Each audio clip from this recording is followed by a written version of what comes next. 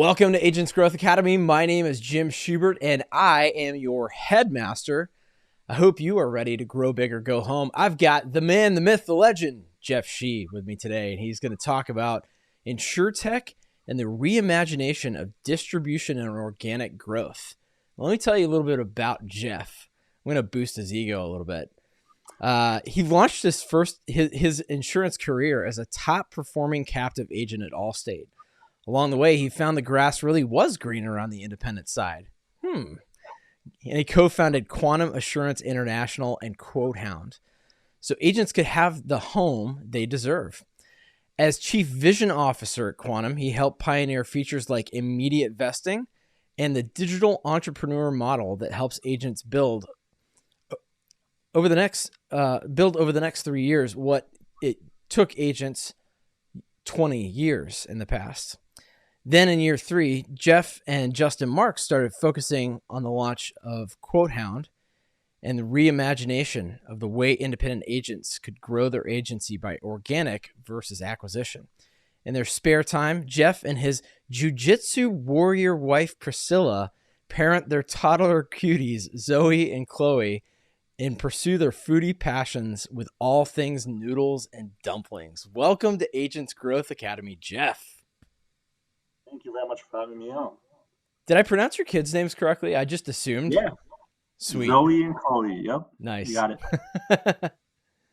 That's awesome, man. I remember when last time you and I were talking, you were at home and I think one of them, I can't remember which one of them came in and was like, Daddy. And you're like, I'm on a call. And you were just so calm about it. I have to tell you, a lot of people wouldn't be that calm about it, but you know that being present with your kids is super important, don't you? Yeah. I mean, it's at the end of the day, it's the why, right? So, I think success is very important that we all know the why that we're chasing. So when times get hard, you can justify it because we know our why. Damn straight, man. Jiu-jitsu warrior wife. My wife, she also spent a lot of time doing missionary.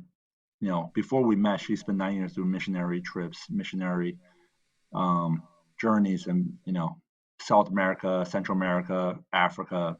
Yeah. And we got married on a missionary trip together. And Wow. and I think I call her the not just a jiu-jitsu warrior, but kingdom warrior because every day we go through a battle, right?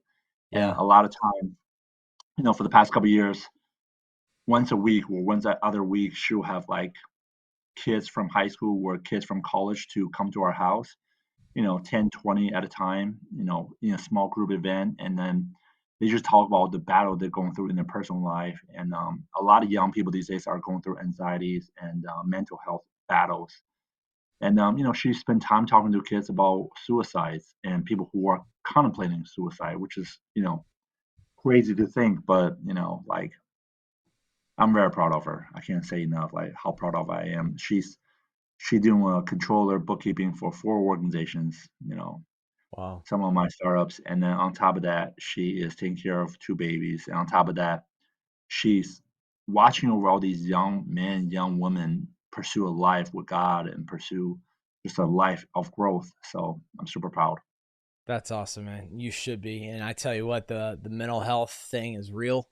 Our kids have struggled. Our 2 older ones have struggled a little bit this last year, and it's a nightmare when you're in it. And so having somebody that's helping them, can't tell you how much that means to me as a parent. So yeah, Yeah. she's hang Just on a to her, quick man. subject on this mental health thing. Yeah, I battled through that myself at a young age.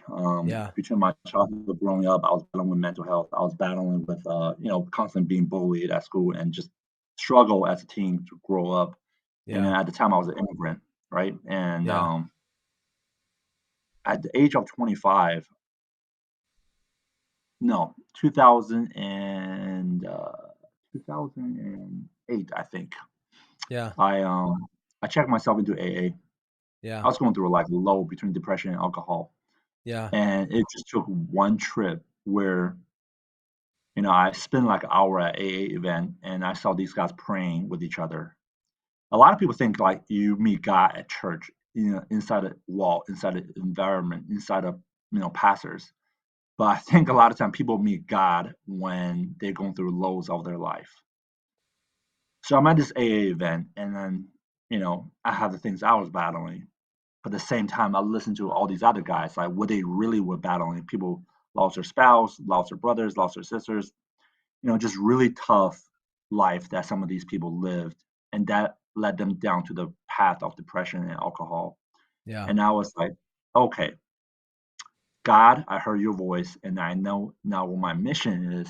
And I realized that what a life to live. I want to fully cherish my life and live everything to the maximum potential I could, because I realized I took life for granted. So Yeah. Thanks for sharing that, man. I appreciate it. Yeah, there's yeah, a this is lot the of first time I people. ever sharing this on a podcast, I think. Wow. Wow. I feel uh, unbelievably honored. Well, Yeah. I appreciate you getting vulnerable. And I tell you what, some of the most successful people I know really struggled with things just like that. And, you know, I think you have one thing going for you that I think gives you an advantage over a lot of people, and that's faith. That's a huge, huge thing, as you know. And yeah, I don't know how we would have gotten through the last year with the struggles with our kids without our faith. So I give you all the credit in the world, man. That's awesome. And your That's wife. I us. give your wife some credit too. Just, we look back and like, wow, that made us stronger. So Yeah, absolutely. Yeah, it is. It is those hard times that do make you stronger for sure. So, if this interview were a masterclass, you said you would call it "InsurTech and the Reimagination of Distribution and Organic Growth." Tell me what you mean by that, and what the heck is Quote Hound, and tell me all this stuff. What do we need to learn? What are we going to walk away from learning today from you? So, first I brag about my wife. That was some shout outs, right? Shout out to Priscilla. And Heck yeah. now I'm gonna brag about Justin Marks. Justin Marks, he was one of the original guy at Qualcomm, when we had 2 people, 3 people, 5 people, and been trucking it through the past almost 3 years with us. Qualcomm, when it's an infant organization, it was focused on only one customer, and that was Quantum. Quantum went through first stage, year one, personal line growth. Quantum wrote $23 million premium year one. And Wow. Qualcomm was the engine feeding that funnel. And basically was complete just pilot program to make Quantum better, right? Hmm. And then the second year, Quantum grow, Quantum was starting to take a path of commercial growth. And then now Qualcomm's like, you know, go back and change your dress. I want you to now sell us commercial leads. And Qualcomm was just really pivoting wherever direction that Quantum was growing. And now we're coming to year three, and I came on board in November of last year.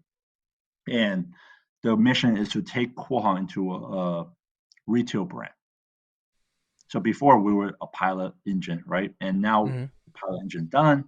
Let's see how we can replicate our success for what we did at Quantum for Quantum and take it to the next brand.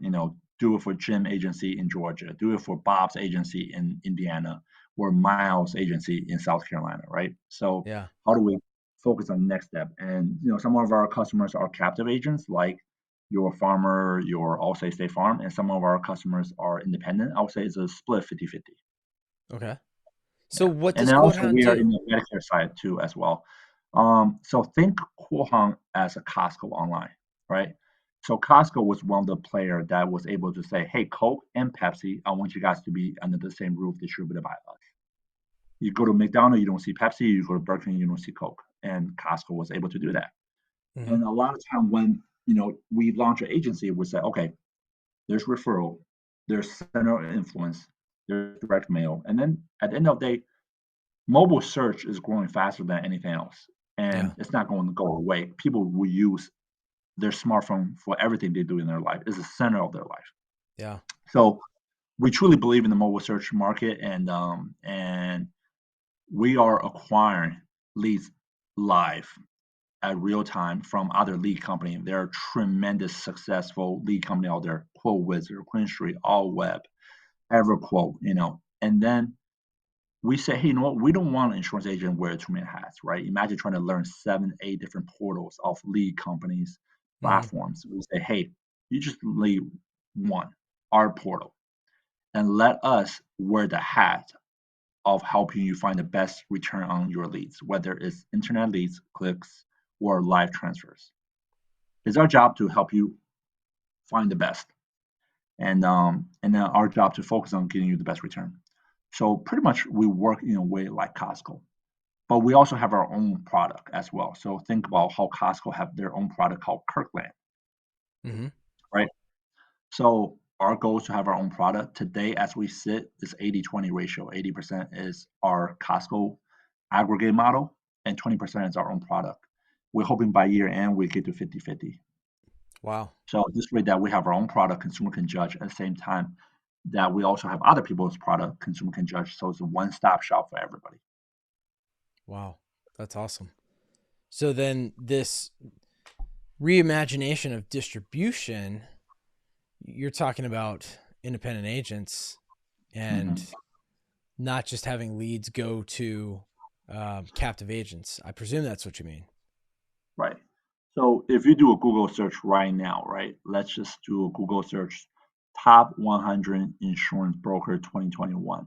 You Okay. see Hub International at 1.7 billion revenue, Acrisure at 1.6, Lockton 1.4, Alliant 1.3, and go down even at top number 20, PCF Insurance Service. I don't know who they are. They're Yeah. 1.7, and then you have Hill Group at like um number 13, I think. Yeah. Mm-hmm. So if you look at like some of these guys' concept, they're backed by private equity, and private equity said, put the pedal down, grow. Yeah. And and today I saw a post today from a gentleman from Acrisure say that hey, they just got like another round of funding, value their company at $23.5 billion. And if you Wow. think about the concept of Acrisure, they are a general agency slash broker, right? Mm-hmm. Like these guys have just been getting really good at acquiring other business and then using other business and say, by the way, shout out to Jarrell Van, I think that's his name from Acrisure. He's the one that made the post today. Nice. That the post says something like this: Acrisure is a rocket ship. Acrisure closed $725 million in Series B to preferred equity, received a $23 billion valuation, representing 31% increase from its last preferred equity raise in March 2021. So that's 14 months. It increased value by 31%. Yeah. And if you look at InsurTech world, there's a couple of things broken and there's a couple of things tremendous, right? Yeah. Let me start with the broken ones. Roots, Metromile, Lemonade, and they came out the gate saying that we can replace agents, the Yeah. middleman. That was their thesis. That was their white paper. That was their business plan on the on a PowerPoint, right? And Yeah. a lot of VC bought into it. They're like, "Oh yeah, great, you guys are going to replace these brokers." But a lot of these people have limited time. If you look at the founders, the people in C-suites, they come from banking background, they come from VC background, they not come Mm-hmm. from insurance background. And if you actually run insurance shop, you understand the cost of everything, the cash, how Yeah. the cash flow, and their cost per acquisition tremendously expensive. Even some of the newer VCs like Kin and Hippo, I see them doing the right thing. Well, actually, Ken don't have a broker system, but Hippo have a broker channel with the agency, but they also have Mm-hmm. their direct channel. Yeah. If you look at the cost per acquisition, I guarantee you their direct channel is very expensive in acquiring new business, right? So Yeah. people say, well, they get to hold that for the next 8 to 10 years. But if you compare that to a cost per acquisition, like, you know, I don't know, Branch, where openly you can see that they acquired their business at a much cheaper price. Yeah. And when you are a brand new company, a public traded insurtech company, your loss ratio, your combined rate is judged. So by them dumping tons of money in their direct channel, in their general agency channel, they're being judged. So Yeah. that's why you see their combined rate being so high, right? So um, if you look at 8,000 insurtech founders in the US, probably 80% don't exit. Exit, what I mean by exit is private sale, for profit, or IPO, Mm-hmm. right? And then you look at it further, is it because they fail at tech? Most of them actually achieve somewhere at tech, but where they fail is they fail to find the distribution channel to show a revenue to their distribution to make it a profitable product that can stand on its own, that doesn't need 5 rounds of raising. If you had the right piece of paper, right projections, I Mm-hmm. think you just need 1 round. You need 1 round of raising and then go build a business that's profitable. Yeah. And these guys have to do it with rounds and rounds, sometimes 5 rounds, sometimes 6 rounds of raising 300, 400, $500 million just to show that they have a business model, right? Right. Right. And then while we just lost $7 billion in the market cap in the equity market, right? Did we really lose it? Hmm.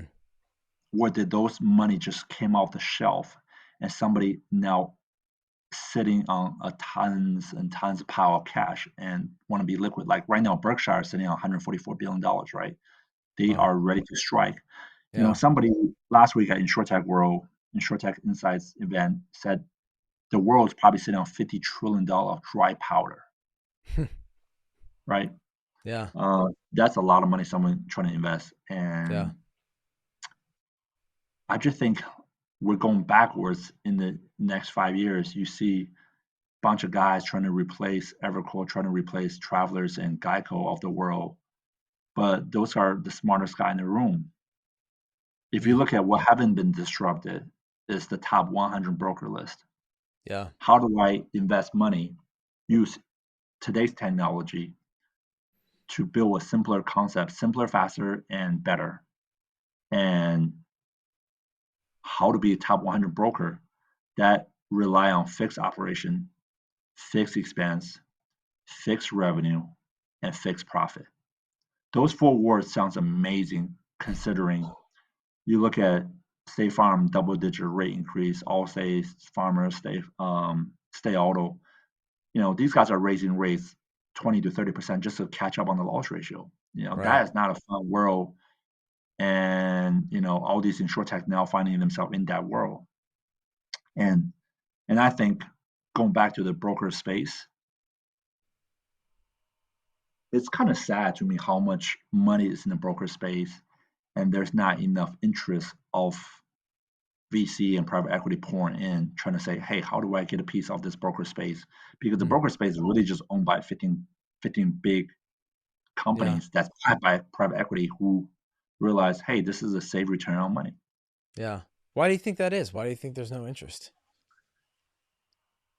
That's a great question. I think that question is smarter than me. So They only pay I, me I to think ask the good questions. I think like, well, let me take a stab at it, right? I think Yeah. hmm, I think is a culture thing in a way, Mm. right? Yeah. And at the end of the day, like people say, there's a mousetrap, right? Geico already showed people how they build their mousetrap call centers, Yep. and SIA show people how they build their mousetrap. They grow agencies. They don't grow premium. Their business models grow agencies. Um, and these top 20, 30, 50 brokers, their mousetrap is they want to be the best at M&A, better than you, right? Better than me, better than all those 45,000 agents out there. Right. They can outspend them and they can provide the capital today, Yep. right? So I think the evolution of broker is going to come, and there's going to be a couple hybrid model come out of this, right? So Yeah. yeah. It's interesting. You were talking about how you got to find the right distribution channel, the right way to do it. You made a post today on LinkedIn that talked about Carvana and their failed experience over the last at least 6 months. And I commented and said that literally coincides with the time that we've had 2 cars for my son that both turned out to be, one was a lemon, had major issues. One, we got it checked independently and it had rust all over. I mean, they were selling us crap vehicles. And it seems I just kind of, want to point out you said for your son, and you look incredibly young. I don't know how old you are, Jim, but I think you and I are one of the few blessed ones in the insurance industry. After 10 plus years, we still have full head of hair. agreed, my friend. And you know what? I actually have to get it cut. I only had it long because I agreed to go to an anime conference with my kids.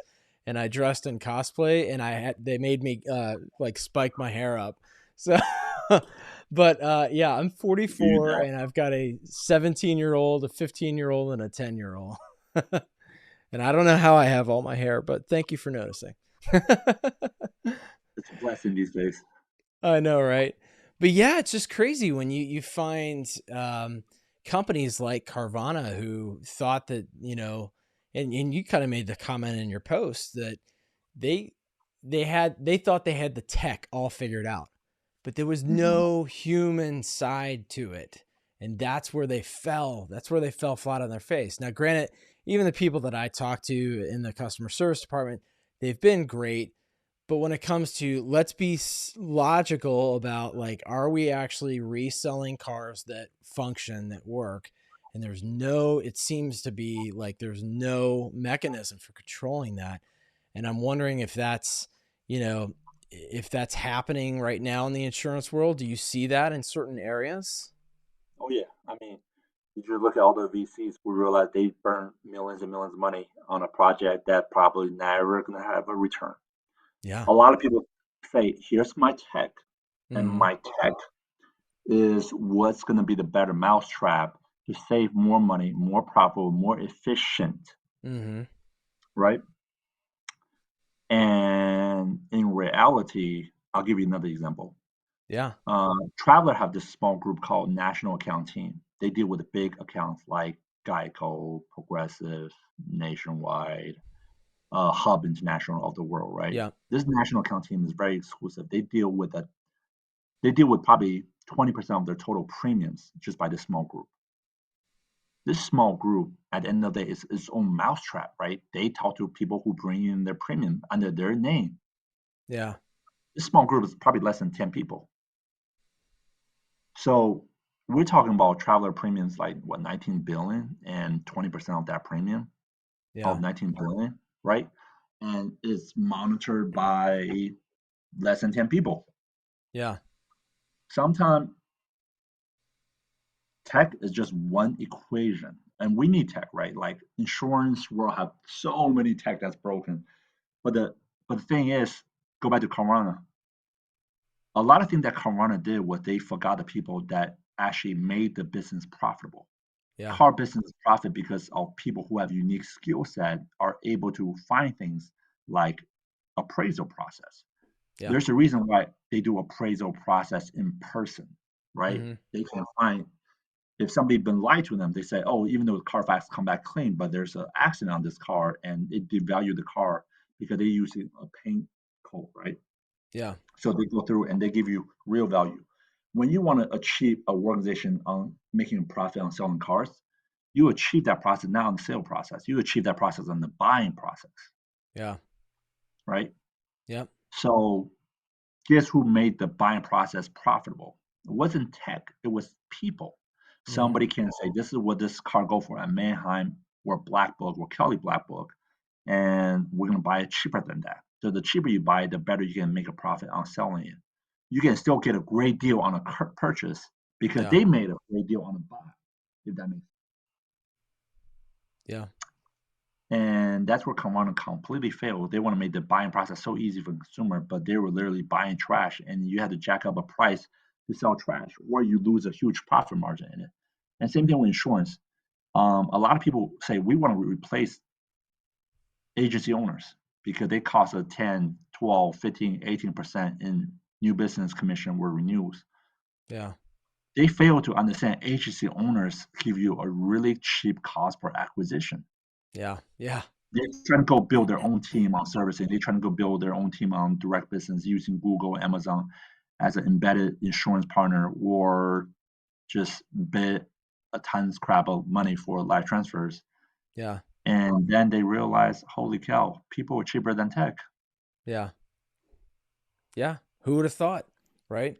But you're talking about a business that is built on relationships and Hmm. understanding the nuances of different people having different coverage needs, different risk profiles. And there's only so much machine learning or technology in the background that can help you understand that before it comes down to actually negotiating with the other person to find the best terms, negotiating not only with the client, but with the carrier as to where these things are all going to fall into place. Yeah. Um, I mean, yeah, just to put a disclaimer, I'm not like a person denying the change. Change is sure, necessary. Change is evolution. sure. But I just think the change of where insurance agent role fits Mm-hmm. is still incredibly important. And then a lot of Yeah, VCs and head of innovation people overseeing this process, they think is a lot easier than it is. It is not. And we're yeah, seeing that today. yeah, When yeah. you taking as a carrier because inflation, right, that's a much, much bigger, Mm-hmm. you know, uncontrollable foreseen circumstances for most insurance companies. When you're taking on 30% rate increases, the people who's going to leave your carrier are not your best customers. Well, actually, let me rephrase that. It's not your worst customers. Yeah, Because usually, if they're your worst customer, they're your worst customer for a reason. They causing you all these loss ratio issues and they can't go anywhere. The right. people who can lead those carriers are your best customers who can have the option to go anywhere they want. They have 800 credit score and 5-year clean driving record, right? Mm-hmm. So as consumers continue to shop and your best customer are going to have a lot more options, you need agents who have those relationships to convince why is it better for them to stay. Yeah, yeah. Absolutely, absolutely. I love it, man. Um, Before we get into the rapid fire round, any thoughts you want to leave us with in terms of like your outstanding growth with Quotehound and um, with Quantum? I mean, it's been really fascinating to watch, and I think there are a lot of people watching what you're doing. I know you don't want to give away all the secret sauce here, but what do you think has been a big part of your success in growing these companies? Oh, big secret. I think always come down to people. Yeah, This is people's business, and treat people like how they want to be treated, right? yeah, If you promise them something, deliver, and that draws people, right? Like I am not the smartest guy in the room, but I have had very very smart people follow me, and I hedge myself when I hire people. I a lot of time I hire people in my weakness, in the things hmm that I'm not good at, or I don't enjoy doing, and those hmm people they make me shine, right? yeah, So you know, being really honest with yourself, knowing where your weakness is, know where your strength is very important. Robert Kiyosaki from Rich Dad Poor Dad had a yeah. book, right? Oh, There's love that three book. power. Yeah, Yeah, the three power: the power of the sword, the power of the gold, and the power of the mirror. And truly understand all three is very important. yeah, I love it. I just gave my son that book, and I gave it to him and said, if you read this, I'm not gonna say how much, but I said I'll give you a certain amount of money, but you have to save it, invest it, and then tithe, put it into a tithing savings account so that. And he was like, "What?" I was like, "You'll understand when you read the book." Nice. You know, if you make your son read more stuff, get him into create a brand, like what Russell Brunson's book is about, and Gary Vee's book. There are things that they're doing that they would never be the position they are if they didn't focus on their own brand themselves. Yeah, So, and things that they'll never teach our kids in school, unfortunately. no. Right. That's why. Yeah, that's why I had to put a little monetary value on it for him. It was like there's something you're going to get out of this, but you're also going to learn something. And you're going to learn something about how to handle money and how to build wealth, and that's something that you won't learn in school. So Let me just add to that since you said money.